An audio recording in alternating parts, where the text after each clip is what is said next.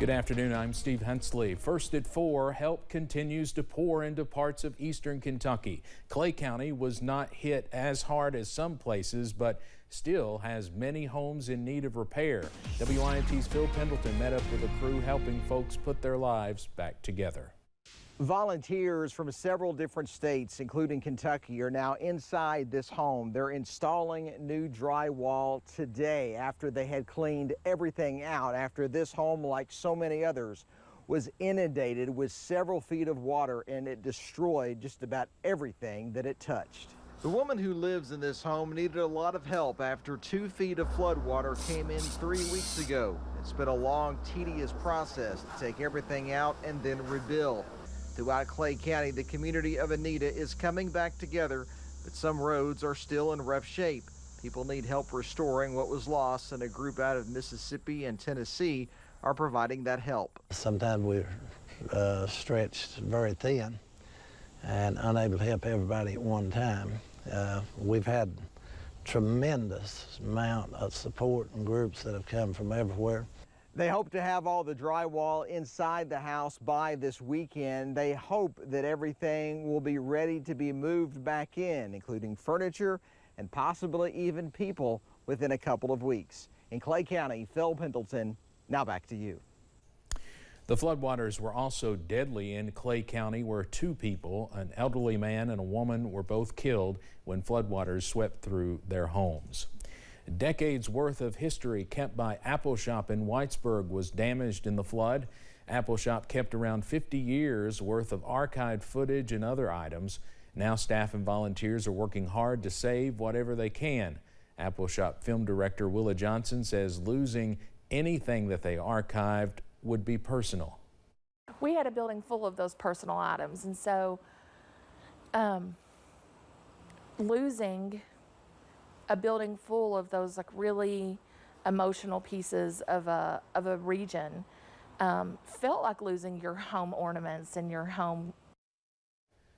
Apple Shop staff say it could take up to a year before they know what all can be salvaged.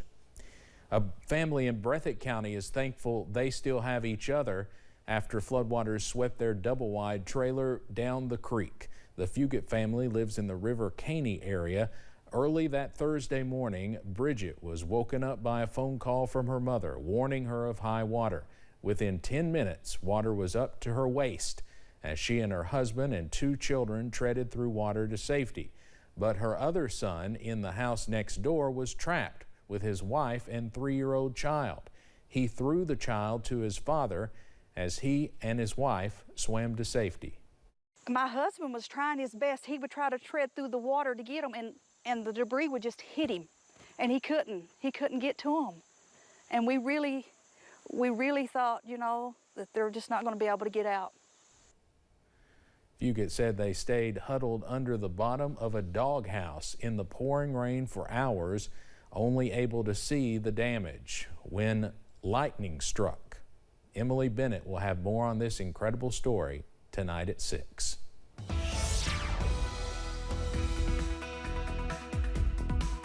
And for most of us, mostly dry on this Friday afternoon. However, we are starting to see some showers and storms bubbling up from south to north, some of which contain some heavy rain. Outside right now, most of us, while we are seeing the scattered clouds around and even some filtered sunshine, most of us dry. 84 at Buffalo Mountain, a nice look there in southern Perry County. Down into Whitesburg, home of tonight's Appalachian Wireless Game of the Week. Forecast there coming up in just a second. All is quiet down Main Street at this hour. Temperatures warmer than yesterday. How about middle 80s? Just about region wide. The only exceptions in Southwest Virginia, where they have been seeing some showers. Look off to the east there. We do have some showers developing across parts of Southwest Virginia.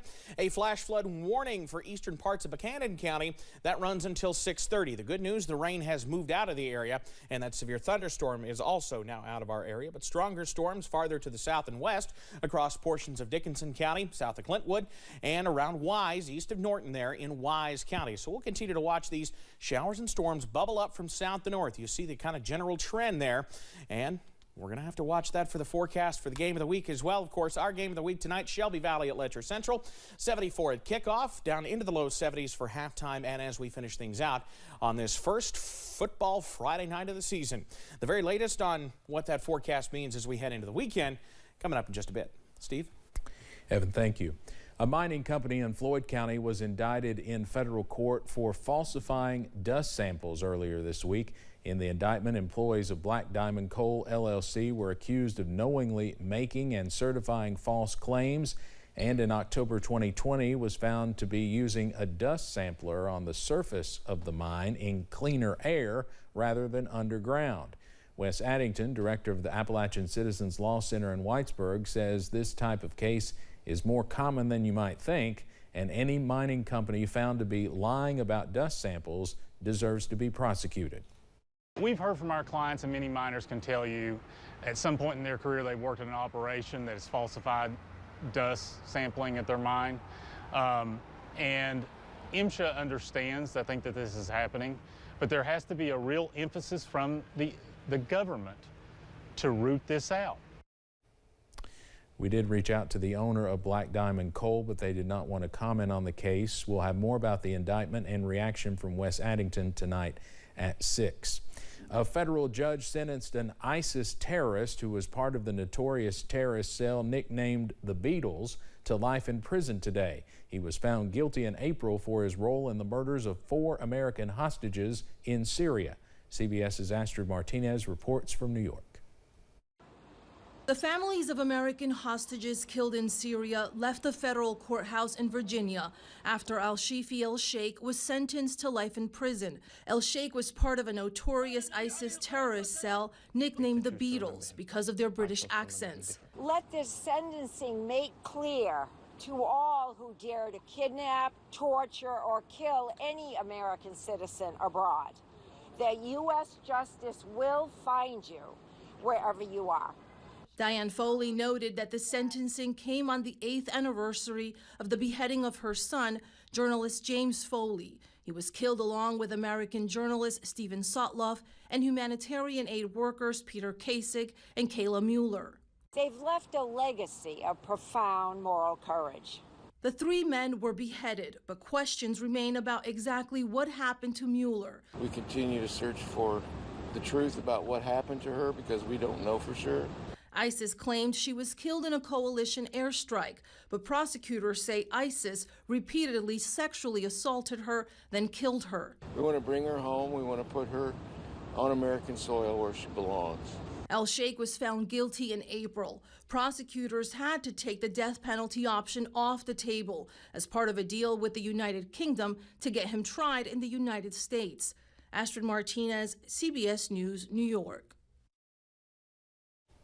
One of El-Sheikh's co-conspirators, Alexander Cody, was sentenced to life in prison in April after pleading guilty. Another co-conspirator, Mohammed Imwazi, known as Jihadi John, was killed in a strike in Syria in 2015.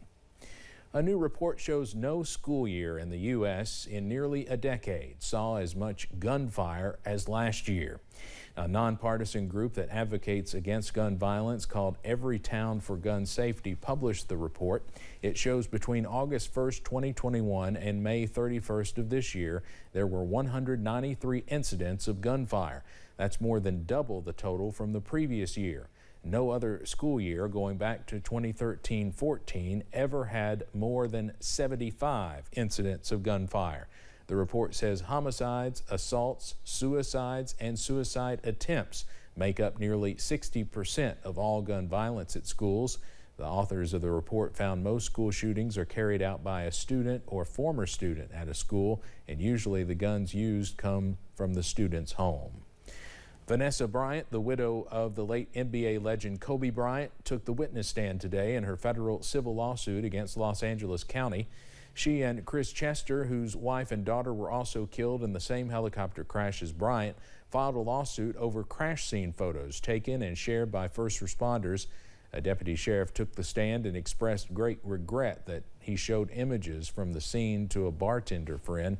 The lawsuit reports LA County inflicted emotional distress by not properly containing the spread of the photos. Brian and Chester claim mental anguish over the thought that one day the photos will turn up in the public. Bryant is the last witness for the prosecution. Coming up on First at 4, are you ready for some football? Sports Director John Lowe has a preview of tonight's marquee high school matchups in the locker room.